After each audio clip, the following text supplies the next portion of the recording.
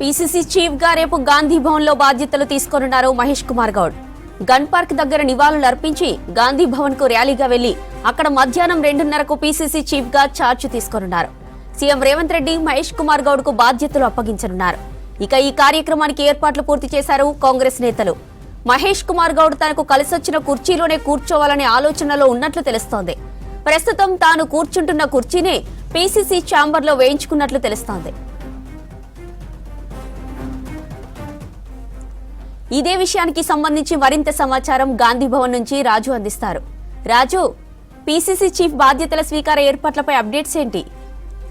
Thank you Jyothi.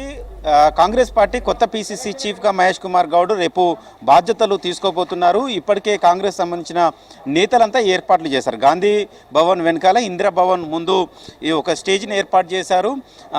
Congress పార్టీలో PCC చీఫ్గా ఎవరు ఎంపికైన తర్వాత కూడా వాళ్ళు బాధ్యత స్వీకరణ కార్యక్రమాన్ని చాలా గ్రాండ్గా చేస్తుంటారు కాంగ్రెస్ సంబంధించిన నేతలు. అయితే రేవంత్ రెడ్డి కూడా 3 ఏళ్ల క్రితం రేవంత్ రెడ్డి పీసీసీ కార్యక్రమం బాధ్యతలు చేపట్టే సమయంలో కూడా సేమ్ ఇక్కడనే స్టేజీ ఏర్పాటు చేశారు. జాతీయ స్థాయి నాయకులు కూడా కాంగ్రెస్ పార్టీకి సంబంధించిన నేతలు కూడా హాజరయ్యారు.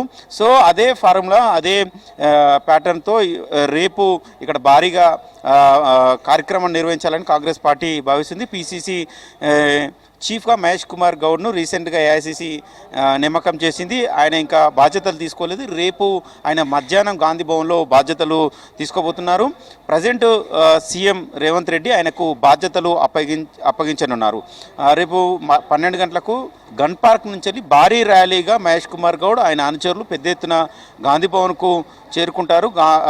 గన్ పార్క్ వద్ద నివాళులు అర్పించి అక్కడి నుంచి ర్యాలీతో గాంధీ భవన్కు చేరుకుంటారు. గాంధీ భవన్ చేరుకున్న తర్వాత ఏఐసిసి రూమ్కు ఆనుకొని ఉన్న పీసీసీ కార్యాలయం ఏదైతే ఉందో ఆ కార్యాలయంలో మహేష్ కుమార్ గౌడ్కు Revanth Reddy PCC chief CM Revanth రెడ్డిగా ఉన్న రేవంత్ రెడ్డి ఆయనకు పీసీసీ బాధ్యతలు మహేష్ కుమార్ గౌడ్కు అప్పగించనున్నారు. ఆయన అక్కడ అప్పగించిన తర్వాత అక్కడి నుంచి వెళ్ళి మహేష్ కుమార్ గౌడ్ను తోలుకొని ఈ వేదిక మీదకి సీఎం రేవంత్ రెడ్డి వస్తారు. అదే సమయంలో డిప్యూటీ సీఎంగా ఉన్న బట్టి విక్రమ కావచ్చు, ఇన్ఛార్జ్ దీపదాస్ మున్షి, అదేవిధంగా ఏఐసీసీకి సంబంధించిన సెక్రటరీలు, మంత్రులు, కాంగ్రెస్ పార్టీకి సంబంధించిన ముఖ్య నేతలంతా ఈ సభా ప్రాంగణానికి వస్తారు. రేపు కాంగ్రెస్ సంబంధించిన నేతలు పెద్ద ఎత్తున ఒక కార్యక్రమాన్ని నిర్వహించుకోవడానికి ఈ సభను ఏర్పాటు చేస్తున్నారు. వేదిక పైన దాదాపు 60 మంది ఉండేలాగా ప్లాన్ చేస్తున్నారు. ఎందుకంటే కొత్త పీసీసీ చీఫ్గా మహేష్ కుమార్ గౌడ్ బాధ్యతలు స్వీకరించిన తర్వాత కాంగ్రెస్ పార్టీ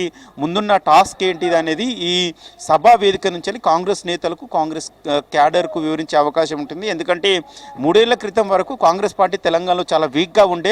పీసీసీ చీఫ్గా రేవంత్ రెడ్డి బాధ్యతలు తీసుకున్నాక కాంగ్రెస్ పార్టీలో జోష్ పెంచి తెలంగాణలో కాంగ్రెస్ పార్టీ అధికారంలోకి తీసుకొచ్చేలాగా ఆయన పనిచేసి ప్రజెంట్ ఆయన సీఎం అయ్యారు. సో భవిష్యత్తులో కూడా స్థానిక సంస్థల ఎన్నికలు ఉన్నాయి. అదేవిధంగా తెలంగాణలో కాంగ్రెస్ పార్టీ బలోపేతం కోసం ఎలాంటి లక్ష్యంతో ముందుకెళ్ళాలి, కాంగ్రెస్ నేతలు కార్యకర్తలు ఏ విధంగా పనిచేయాలనే దాని మీద ఒక దిశానిర్దేశం చేసే అవకాశం అయితే రేపు పీసీసీ చీఫ్ మహేష్ కుమార్ గౌడ్ ఈ బాధ్యతలు తీసుకునే కార్యక్రమంలో ఈ బహిరంగ సభను ఏర్పాటు చేశారు. దాదాపు 5,000 మంది కాంగ్రెస్ సంబంధించిన నేతలు, కార్యకర్తలు ఈ మీటింగు హాజరయ్యే అవకాశం అయితే కనబడుతుంది. దానికి అనుగుణంగా ఏర్పాట్లు అయితే చేస్తున్నారు. అదేవిధంగా మహేష్ కుమార్ గౌడ్ ప్రజెంట్ మొన్నటి వరకు వర్కింగ్ ప్రెసిడెంట్గా ఉన్నప్పుడు ఆయన ఛాంబర్లో ఒక చైరు ఉంది.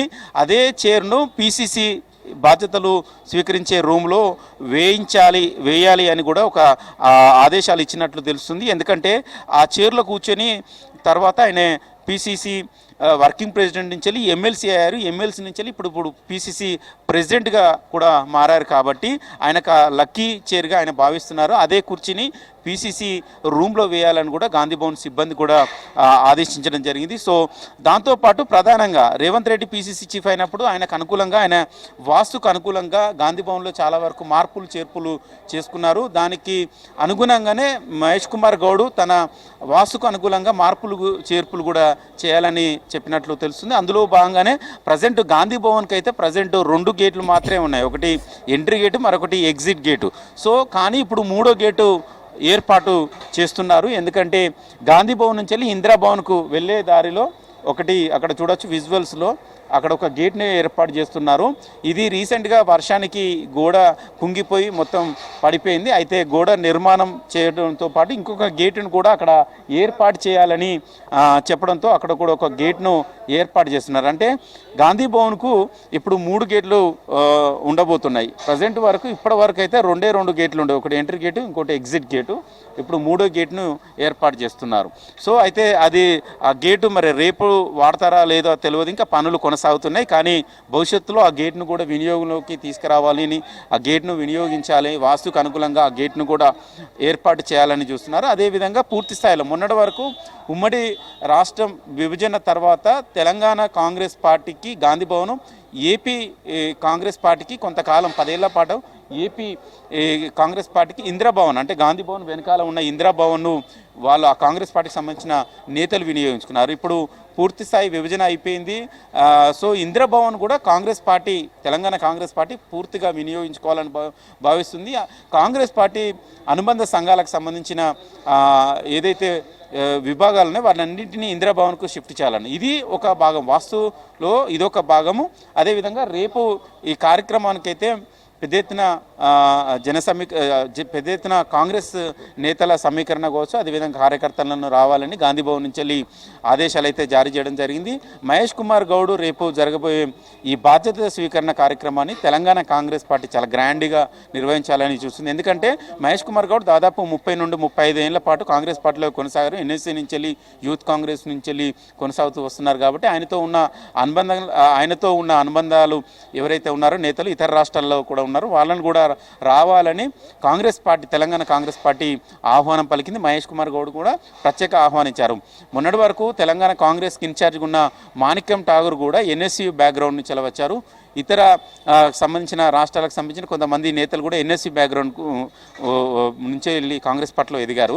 సో రేపు మహేష్ కుమార్ గౌడ్ పీసీసీ అవుతున్న సందర్భంలో వారందరినీ ఇక్కడికి రావాలని ఆహ్వానించినట్లయితే తెలిసింది. సో మొత్తానికైతే ఈ పనులు అయితే చాలా వేగంగా జరుగుతున్నాయి. గాంధీ భవన్లో కూడా పెయింటింగ్ వర్క్స్ కూడా ఆల్మోస్ట్ కంప్లీట్ అయ్యాయి. ఫర్నిచర్ సంబంధించిన ఏర్పాట్లు కూడా ఆల్మోస్ట్ కంప్లీట్ అయ్యాయి. రేపు మధ్యాహ్నం మహేష్ కుమార్ గౌడ్ భారీ ర్యాలీతో గాంధీ భవన్కి వస్తారు. గాంధీ భవన్కి వచ్చిన తర్వాత 2-2:30 సమయంలో ఆయన ఛార్జ్ తీసుకుంటారు. ఛార్జ్ తీసుకున్న తర్వాత ఇక్కడ కాంగ్రెస్ పార్టీ శ్రేణులు నేతలతో ఒక మీటింగ్ ఉంది. ఆ మీటింగు జరుగుతుంది. మీటింగ్లో భవిష్యత్ కార్యాచరణ దానిపైన డిస్కస్ చేసే అవకాశం ఉంటుంది. మహేష్ కుమార్ గౌడ్ కూడా తన సంబంధించిన పని విధానం ఏ విధంగా ఉండబోతుంది, కాంగ్రెస్ పార్టీలో అందరినీ కలుపుకొని పోయి ఏ విధంగా తెలంగాణలో కాంగ్రెస్ పార్టీని బలోపేతం చేయాలనే దాని మీద వివరించే అవకాశం ఉంది కదా. సో మొత్తానికైతే రేపటి కార్యక్రమానికైతే గాంధీ భవన్ సిబ్బంది కావచ్చు, కాంగ్రెస్ నేతలు అయితే చాలా వేగంగా పనిచేస్తున్నారు. శ్రవణ్.